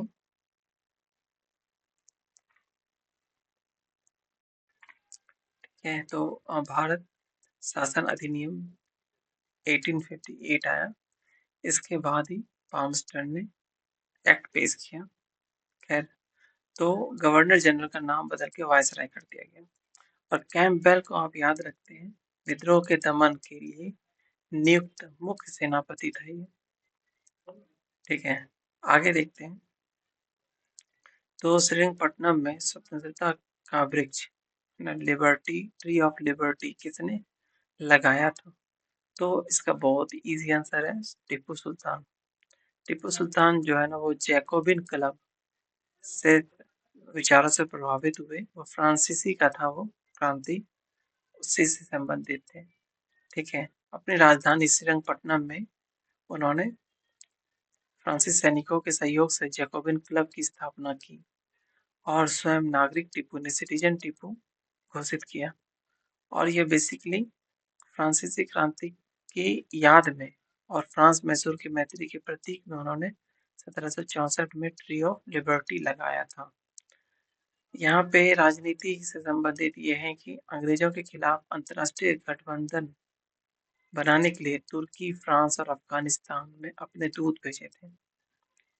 यहाँ पे एक फैक्ट है, तो चौथा जो एंग्लो मैसूर युद्ध हुआ था 1799 में, इसमें टीपू सुल्तान जो है वो मारा गया था, जब वीर को प्राप्त हो गया था श्रीरंगपट्टनम में। और वेलजली के टाइम में ही और सहायक संधि के थ्रू इसको किया था। अब यहाँ बात आता है नौसेना। टीपू सुल्तान का जो था वो भारतीय नौसेना का जनक कहा जाता है, क्योंकि उन्होंने मंगलोर और मोलिदाबाद में डॉकयार्ड बनवाए थे। नेक्स्ट क्वेश्चन है, रॉलेट एक्ट 1919 से संबंधित कि इस अधिनियम ने प्रतिबंधी प्रतिरक्षण के अधिकार को निलंबित कर दिया था। ठीक है, और सरकार ने किसी भी व्यक्ति को बिना मुकदमा के जेल डालने की अधिकृत किया था। दोनों बात सही है, इसी को काला कानून ने बोला था महात्मा गांधी ने। ठीक है, और अनार्कियल एंड रिवोल्यूशनरी क्राइम्स एक्ट, इसका जो आधिकारिक तौर पे नाम रखा गया था, उद्देश्य यही था भारत में बढ़ते क्रांतिकारी राष्ट्रवाद को कुचलना। तो इसमें यही प्रावधान थे कि पुलिस किसी भी व्यक्ति को केवल संदेह के आधार पर ही गिरफ्तार कर सकती थी, ना कोई अपील, ना कोई दलील और ना कोई वकील।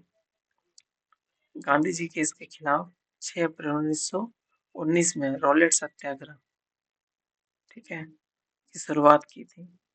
पंजाब के अमृतसर में जलियांवाला बाग में सभा हुई थी जहां नरसंहार हुआ था 13 अप्रैल को। सिडनी रॉलेट इसकी अध्यक्षता वाली सेडिसन कमेटी की सिफारिश पे ये एक्ट बना था। इस्तीफा, इसके विरोध में जिन्ना, मदन मोहन मालवीय और मजरुल हक ने इस्तीफा दे दिया था। बिहार में रॉलेट एक्ट का कड़ा विरोध हुआ। पटना में 6 अप्रैल को जुलूस निकाला गया जिसका नेतृत्व हसन इमाम ने किया था। ठीक है,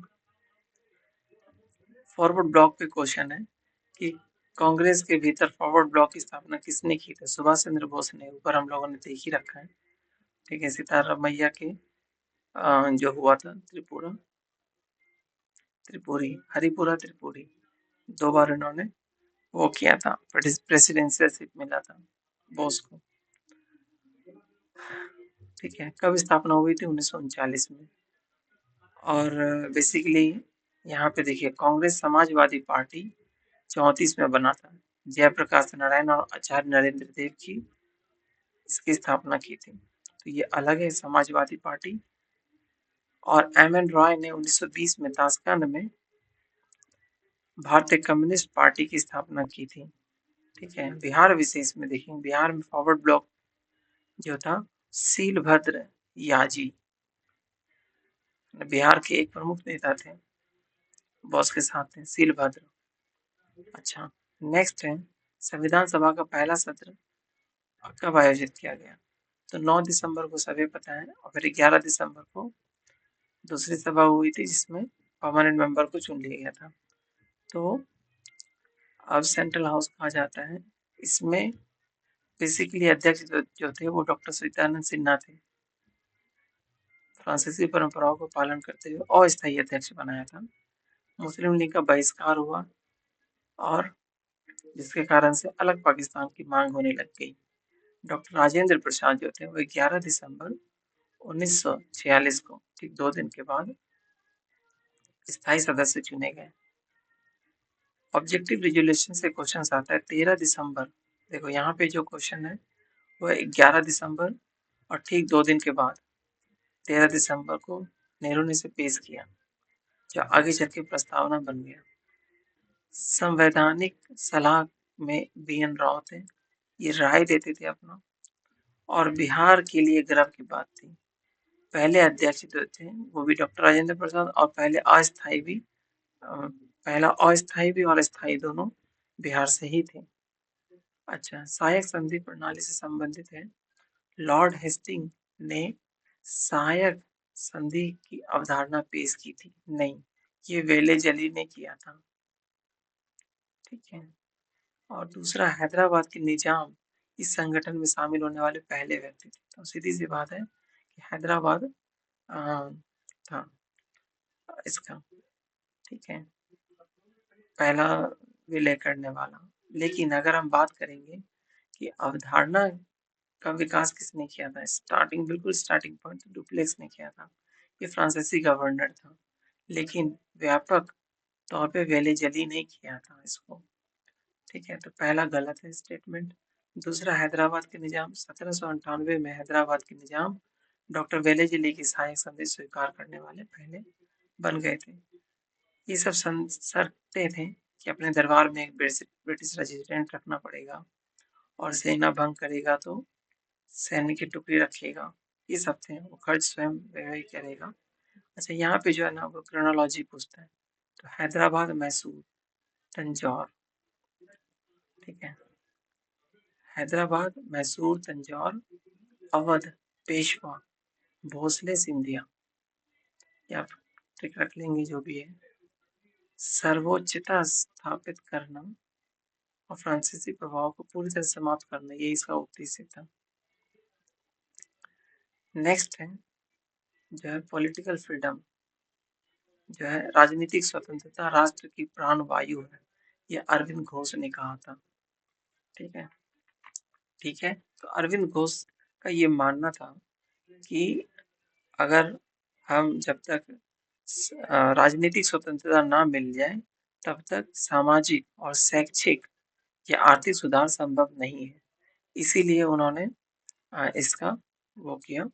उन्हें सबसे जो पैसिव रेजिस्टेंस के लिए जाना जाता है, निष्क्रिय प्रतिरोध के लिए, ठीक है, जिसमें करों का भुगतान ना करना और ब्रिटिश संस्थाओं का बहिष्कार करना शामिल था। उन्होंने कुछ इम्पोर्टेंट बुक लिखी थी, जैसे न्यू लैम्प्स फॉर ओल्ड और वंदे मातरम अखबार के माध्यम से इन्होंने किया था काम। क्रांतिकारी से योगी में वो हाँ, हो गए थे 1908 में अलीपुर बम कांड से संबंधित ये हैं अरविंद घोष, और जेल गए थे। फिर रिहाई के बाद वह पांडिचेरी चले गए और उन्होंने आध्यात्म जीवन अपनाया। उनकी और भी पुस्तक के नाम है, जैसे द लाइफ डिवाइन, ऐसे ऑन द गीता और सावित्री। ये तीनों इंपॉर्टेंट है, तीनों याद रखिएगा। अरविंद घोष के भाई जो थे वरिंद्र कुमार घोष, और बंगाल के क्रांतिकारी गतिविधियों में शामिल जो थे वो अनुशीलन समिति, उसके वो प्रमुख थे। वरिंद्र और अरविंद्र नाई धोबी बंद जिला जो था वो कहाँ था? प्रतापगढ़ में। प्रतापगढ़ जो है जिला 1919 के अंत में उत्तर प्रदेश में शुरू हुआ था। ये अवध के किसान आंदोलन का एक महत्वपूर्ण हिस्सा था, ठीक है। बाकी हमने ऊपर देखा ही है, बाल काटने धोबी वाला, इसका एक्सप्लेनेशन ऊपर किया है हमने। अवध किसान सभा जो है 1920 अक्टूबर में बाबा रामचंद्र और नेहरू के प्रयास से ही अवध किसान सभा का स्थापना हुआ, इन्हें गठन हुआ। बिहार के इसी तर्ज पे 1930 में बर्खास्त भूमि आंदोलन मुंगेर में और जमींदारी उन्मूलन के लिए सामाजिक बहिष्कार के तरीके अपनाए थे। प्लासी के युद्ध के संबंध में कथन है कि बंगाली कवि नवीन चंद्र है ना नवीन चंद्र सेन ने भारत के लिए शाश्वत दुख की रात बताई थी, ठीक है, प्लासी के युद्ध को। और दूसरा है कंपनी को बंगाल, बिहार, उड़ीसा में निर्विवाद मुक्त व्यापार अधिकार प्राप्त हो गया। इसी के बाद सही बात है, एक्सप्लेनेशन है कि दोनों आंसर इसके सही होंगे। नवीन चंद्र सेन का कथन था यही जो अभी हमने आपको बताया, सिराजुद्दौला की हार के बाद भारत में ब्रिटिश गुलाम हो गया और यह शाश्वत दुख की रात हो गई। इसके बाद युद्ध के बाद मीर जाफर को नवाब बनाया गया। कंपनी को बंगाल और बिहार और उड़ीसा में मुफ्त व्यापार का अधिकार दिया गया। दक्षिण के 12 परगना क्षेत्र को भी जिम्मेदारी भी सौंपी, ठीक है। ये सब है। प्लासी का स्थान जो है भगीरथी नदी के किनारे है बंगाल में। ये क्वेश्चन आता है कि प्लासी का जो युद्ध हुआ था वो किस नदी के किनारे हुआ था? तो भागीरथी नदी के। रॉबर्ट क्लाइव जो है युद्ध के बाद प्लासी का बैरन कहा जाने लगा, बंगाल का पहला गवर्नर बना।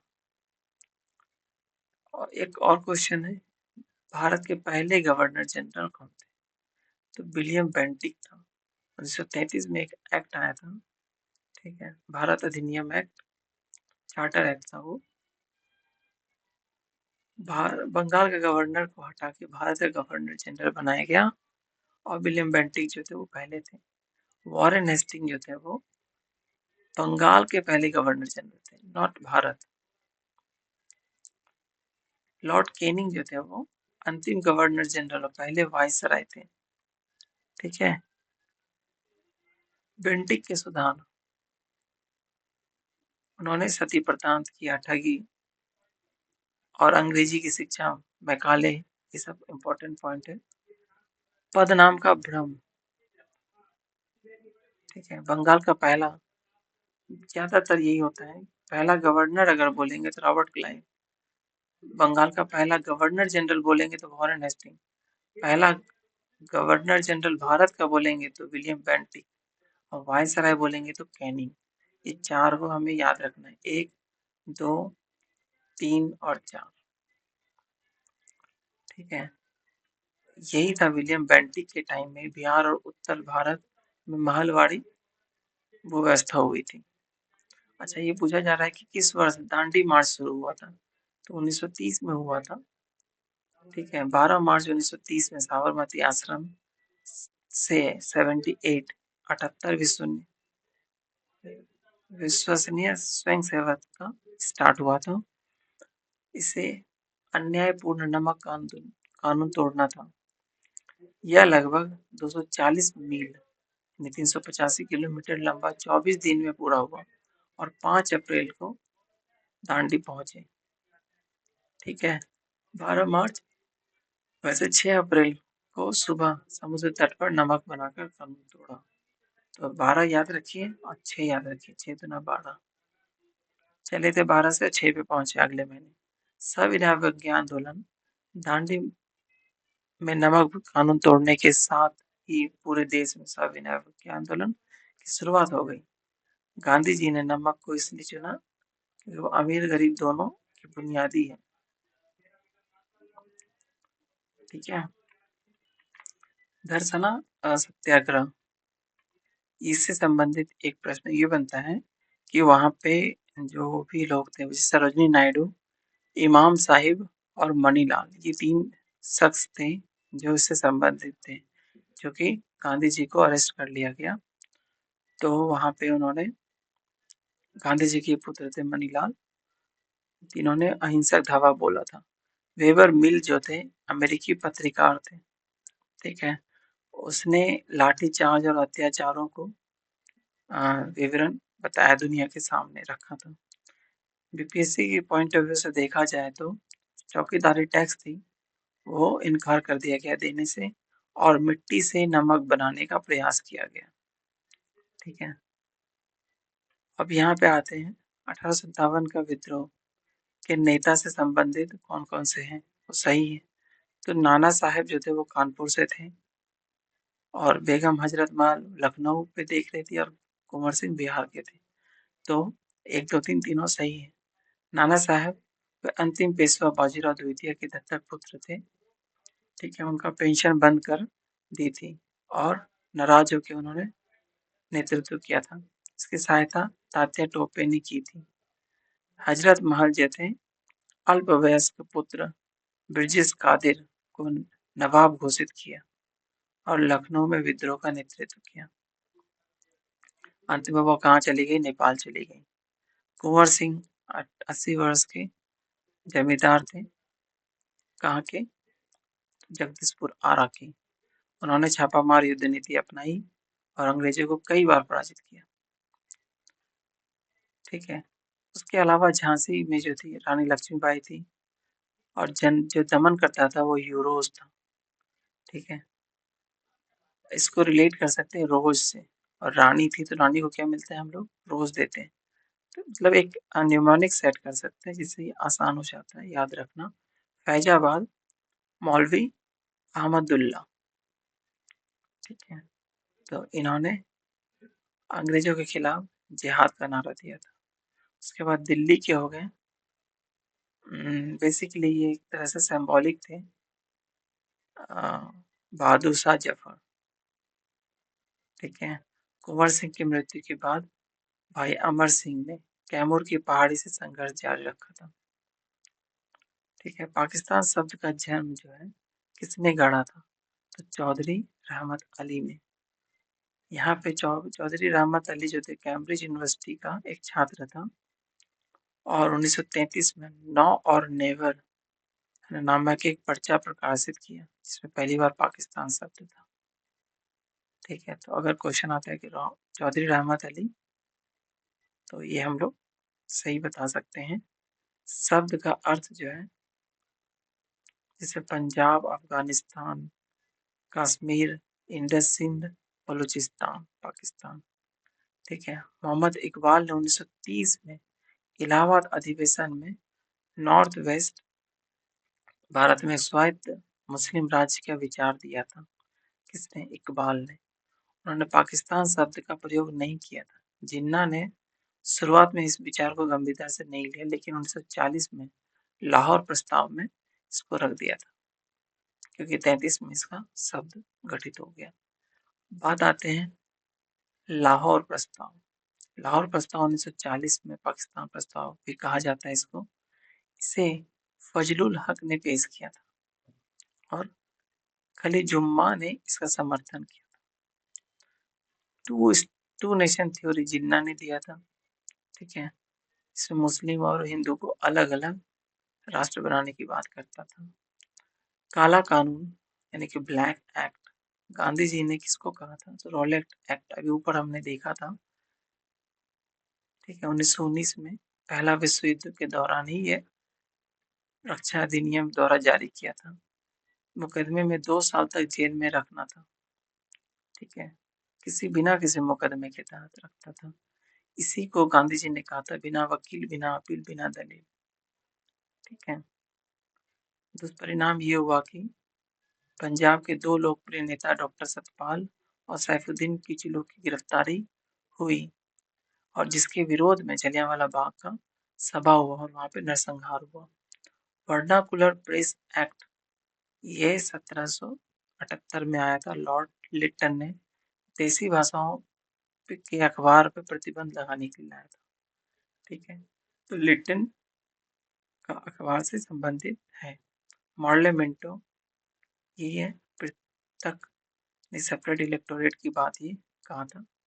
होम रूल लीग की बात करते हैं तो ये 2 थे, इसमें एक तिलक थे, एक एनी बेसेंट थे। तो पूछ रहे दोनों कथन बताइए। तो एक तिलक ने अप्रैल 1916 में स्थापना किया था और एनी बेसेंट ने सितंबर 1916 में। ये दोनों के दोनों सही है। होम रूल का अर्थ ही होता है भीतर रहते हुए स्वशासन, सेल्फ गवर्नमेंट, और ये आयरलैंड से प्रेरित था। तिलक की लीग में बाल गंगाधर तिलक ने 1916 में बेलगांव कर्नाटक में इसकी स्थापना की थी। और जो कार्य क्षेत्र था बॉम्बे, मतलब महाराष्ट्र, बॉम्बे को छोड़ के हर जगह, फिर मध्य प्रांत और बरार में भी था।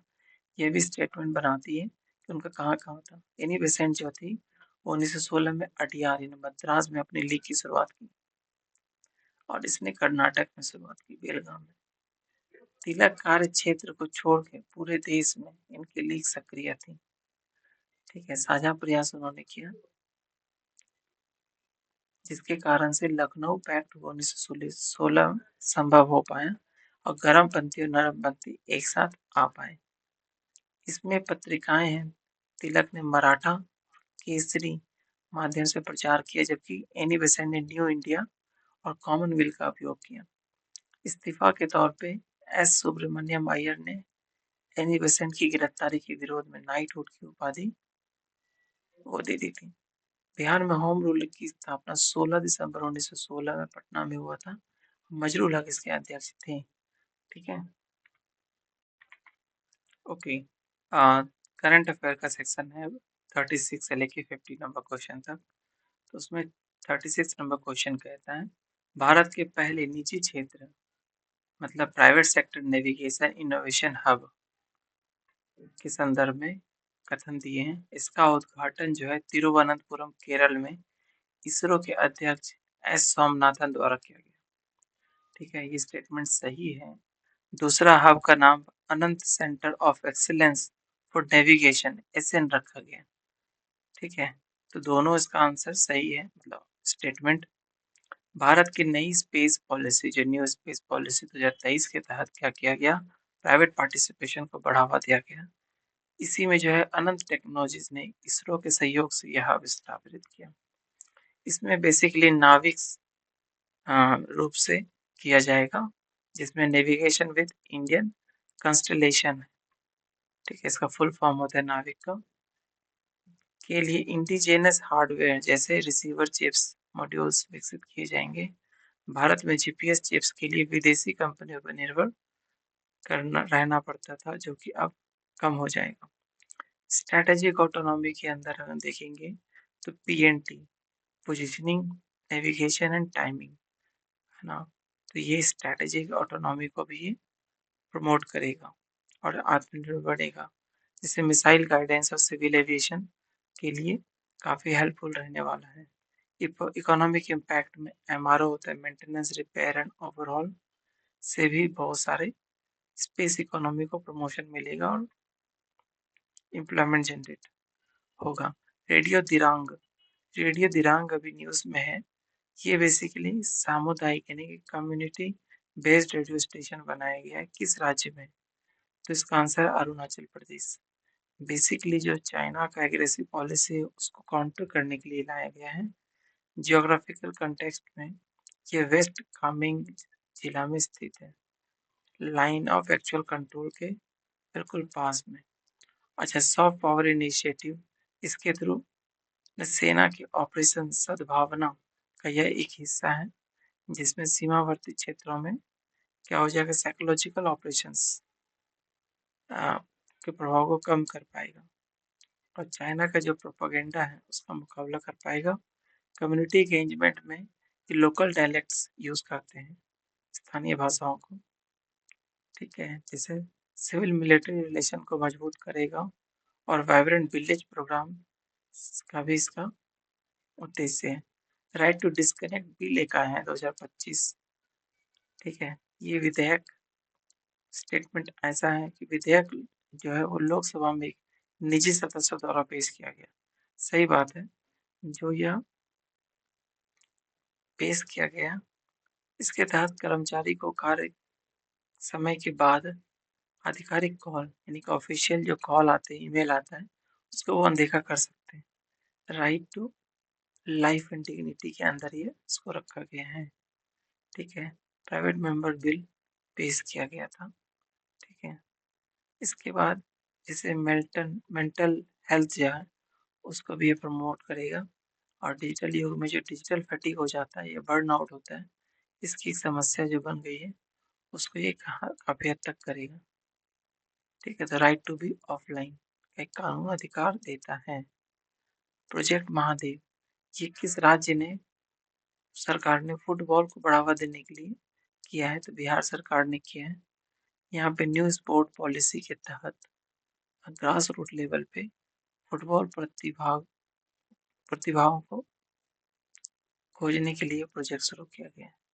इंफ्रास्ट्रक्चर के अंदर मॉडर्न फुटबॉल टर्फ और एकेडमीज का निर्माण किया जा रहा है, ठीक है। सोशल ऑब्जेक्टिव क्या है? ये सब्सिस्टेंस अब्यूज जो नशे हैं उससे उसको दूर रखना, करियर अपॉर्चुनिटी बढ़ाना। अच्छा, अभय ब्रिगेड, अभय ये निर्भया से आप जोड़ सकते हैं, ये बेसिकली महिलाओं की सुरक्षा के लिए है, करेक्ट बात है। दूसरा, बिहार के वैशाली जिले में स्थित बरैला झील को नेचर वाइल्ड लाइफ सर्किट में शामिल किया जाएगा। तो ये दोनों बात सही है। वह ब्रिज जो है ये डेडिकेटेड पुलिस यूनिट है जिसमें पिंक पेट्रोलिंग होगा और क्विक रिस्पांस देने के लिए होगा। और बरैला झील जो है ये वैशाली जिले में स्थित है। यह एक्सबोलॉक है, ठीक है, और जिसे सलीम अली बर्ड सेंचुरी के नाम से भी जाना जाता है। ये बहुत ही फेमस है। इको टूरिज्म की अगर बात करेंगे तो नेचर वाइल्ड लाइफ सर्किट में शामिल होने से सस्टेनेबल टूरिज्म को प्रमोशन मिलेगा और माइग्रेटरी बर्ड को संरक्षण मिलेगा। डीप फेक की बात करते हैं तो डीप फेक के अंदर लगाम लगाने के लिए संसद द्वारा किसके किस सदस्य द्वारा ये विधेयक पारित किया गया, ठीक है। तो डॉक्टर नहीं, वो अरुण शंकर प्रसाद है। हालिया में क्या हुआ जान ले तो आर्टिफिशियल इंटेलिजेंस के दुरुपयोग से बने डीप फेक वीडियो ने निजता और सुरक्षा के लिए गंभीर क्या क्या खतरा पैदा कर दिया। इसमें होता क्या है, इसमें बेसिकली दो, एक तो डीप लर्निंग और जनरेटिव एडवर्सरियल नेटवर्क जीएएन का उपयोग करके किसी भी व्यक्ति की आवाज और चेहरे को हूबहू बदला जाता है, ठीक है। लीगल नेसेसिटी, भारत में भी एक्चुअली आईटी एक्ट 2000 के तहत ही जो प्रोविजन बन रहा है वही बनेगा, लेकिन डीप फेक की जटिलता से निपटने के लिए रेगुलेटरी फ्रेमवर्क की आवश्यकता है, ठीक है। नेक्स्ट है स्वागत फी। ये बेसिकली क्या है, इस सेबी द्वारा विदेशी निवेशकों के लिए लॉन्च किया गया और इसका आंसर ए बी दोनों होगा। यह एक नया फ्रेमवर्क है, 1 जनवरी 2026 से प्रभावित होगा। सही बात है। यहाँ देख लेते हैं क्या है इसका ऑब्जेक्टिव। इसका फुल फॉर्म होता है सिंप्लीफाइड वो welcome and gracious access to foreign investors, ठीक है। तो सेबी सेबी का full form securities and exchange board of India होता है। तो इसे इसी के द्वारा भारत में फॉरेन पोर्टफोलियो इन्वेस्टमेंट एफपीआई का प्रवेश को सुगम बनाने के लिए बनाया गया है। ईज ऑफ डूइंग बिजनेस में भी ये केवाईसी फॉर्म्स जो होते हैं उसको आसान करता है। ठीक है, इम्प्लीमेंटेशन ये 25 के अंत में घोषित की गई है। स्वागत एफआई 1 जनवरी 2026 से ये पूरे भारत में प्रभावी होगा। भारतीय शेयर बाजार में फॉरेन कैपिटल का प्रभाव बढ़ेगा। ठीक है, नेक्स्ट क्वेश्चन है जो मालगाड़ी एक इनिशिएटिव है उससे संबंधित है। तो भारतीय रेलवे ने एआई आधारित मालगाड़ी लॉकिंग निगरानी प्रणाली जिसको दृष्टि के नाम से जाना जाता है किस संस्था के समझौते द्वारा किया गया। तो इसका सही आंसर है आईआईटी गुवाहाटी। देखेंगे दृष्टि का पूरा नाम है detection of railway intrusion and security help using technology integration. ठीक है, इसका फुल फॉर्म पूछ सकते हैं। ये एक एआई बेस्ड वीडियो एनालिटिक प्रणाली है। इसमें इसका मुख्य उद्देश्य है फ्रेट ट्रेन्स मतलब जो मालगाड़ी होती है उनके लॉक्स की निगरानी करना। ठीक है, और रास्ते में सामान की चोरी ना हो रियल टाइम अलर्ट सिस्टम भी जारी हो जाती है। गुवाहाटी और डिजिटल ट्रांसफॉर्मेशन का ये हिस्सा है भारतीय रेलवे के बीच। अच्छा, दूसरा है कि राष्ट्रीय शिल्प पुरस्कार और आईआईएसएफ 2025 के संदर्भ में। ठीक है, तो यहाँ पे राष्ट्रपति द्रौपदी मुर्मू ने 2025, 23 और 24 के लिए राष्ट्रीय हस्तशिल्प पुरस्कार प्रदान किए। ठीक है, और इसमें से गलत ऑप्शंस पूछ रहा था तो ये वैसे सही है। 11 ठीक है, 11वां इंडिया इंटरनेशनल साइंस फेस्टिवल जो पंचकुला हरियाणा में हुआ था। ठीक है, उसके बारे में पूछा तो ये भी स्टेटमेंट सही। नेशनल क्राफ्ट अवार्ड पुरस्कार जो है यह मिनिस्ट्री ऑफ टेक्सटाइल द्वारा हस्तशिल्प में आर्टिशन को यानी कि जो हस्तशिल्प होते हैं उनको दिया जाता है। मास्टर क्राफ्टमैन से राष्ट्रपति ने दिया। यहाँ पे आईएएसएफ 2025 जो है 11वां संस्करण हुआ और इसका थीम था विकसित भारत एट 2047 और विज्ञान के स्वदेशीकरण पर केंद्रित था यह, क्योंकि दोनों ऑप्शन सही है। ठीक है, मतदाता सूची में राजस्थान के किस कार्यक्रम के तहत अपनी मतदाता सूचियों का 100% डिजिटलाइजेशन पूरा करने वाला वह भारत का पहला राज्य बन गया। तो ये विशेष मता मतदान पुनरीक्षण है, ये स्पेशल वोटर रिवीजन कार्यक्रम। ठीक है, तो राजस्थान एक ऐसा है जो बन गया, इससे रिलेटेड है। यहाँ पे देखिए पर्सन ऑफ द ईयर 2025 को किसको दिया गया, तो आर्किटेक्ट ऑफ एआई के रूप में नामित किया गया। टाइम्स पत्रिका ने 25 के लिए सामूहिक रूप से उन वैज्ञानिकों, इंजीनियर और विजनरीज को दिया गया है जिन्होंने एआई की रूपरेखा तैयार की। ठीक है, जनरेटिव एआई जो है वैश्विक अर्थव्यवस्था, राजनीति और मानव जीवन के हर पहलू को बदल दिए है। ठीक है, जैसे कि ओपन एआई गूगल का डीप माइंड है, एंथ्रोपिक। ठीक है, ये सारी कंपनियां हैं। डोनाल्ड ट्रंप को मिला था यह 24 में उनके पुनः चुनाव के बाद, और 23 में जो था टेलर स्विफ्ट को दिया गया था। 25 का चुनाव तकनीक क्रांति को प्रभाव समाप्त दिया गया है। ठीक है, अब बात करते हैं मालदीव। तो मालदीव जो है धूम्रपान पर प्रतिबंध लगा दिया गया। तो इसका जो आंसर है वह है केवल दो सही है। पहला पहला जो है वो गलत है। दुनिया का यह पहला देश नहीं है। इसके पहले भी जैसे न्यूजीलैंड ने यह कानून बनाया था, जिसके बाद नई सरकार ने वापस लिया था, और फिर ब्रिटेन भी इसे लागू कर चुका है। तो पहला मालदीव नहीं है, लेकिन हाँ, इसने लागू किया। 2010 के बाद जो भी व्यक्ति जन्म होगा, कोई भी व्यक्ति तंबाकू का उपयोग नहीं कर सकता है। ये तो सही है, ठीक है। इसके बाद बेसिक है बहरीन। बहरीन में नवंबर 2025 में किस देश के विदेश मंत्री अब्दुल लातिफ बिन राशिद अल जयानी ने भारत का दौरा किया? तो बहरीन सही उत्तर ये है। इसके बाद हम देखेंगे डिप्लोमेटिक कंटेक्स्ट में ये जो बिन रशीद है, भारत के साथ हाई लेवल कॉम्पिटिशन एक ऑपरेशन कमेटी की बैठक के लिए दौरा किया। स्ट्रैटेजिक टाइज के लिए भी है। लिंक बेस्ड की एक महत्वपूर्ण नीति है, ठीक है। उससे भी संबंधित है बहरीन का भारत के साथ संबंध। इसमें ट्रेड एंड इन्वेस्टमेंट को भी बढ़ावा दिया, ठीक है।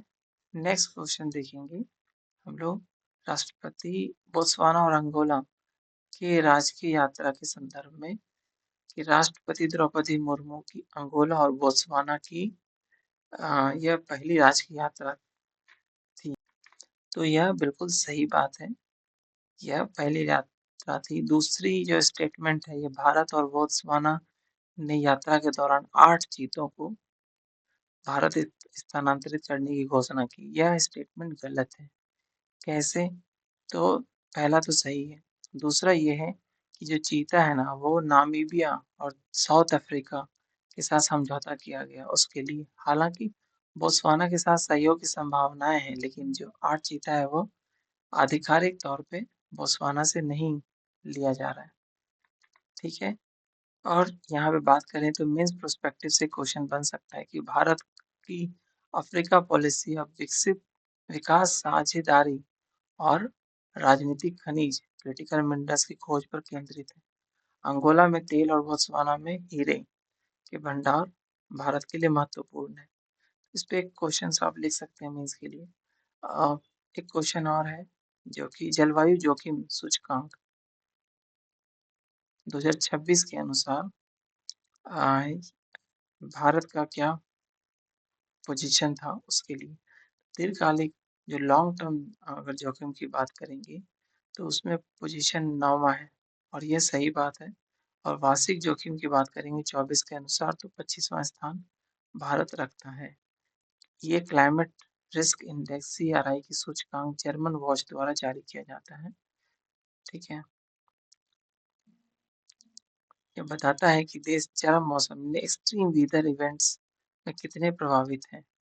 लॉन्ग टर्म में पिछले 30 वर्षों में परिवर्तन को देखता है, और भारत का जो है वुल्नरेबिलिटी को दर्शाता है। साथ में एनुअल डेटा में भीषण गर्मी जो हीट वेव्स है और अनियमित मानसून के बावजूद भारत की जो रैंकिंग वो 25 रही, ठीक है।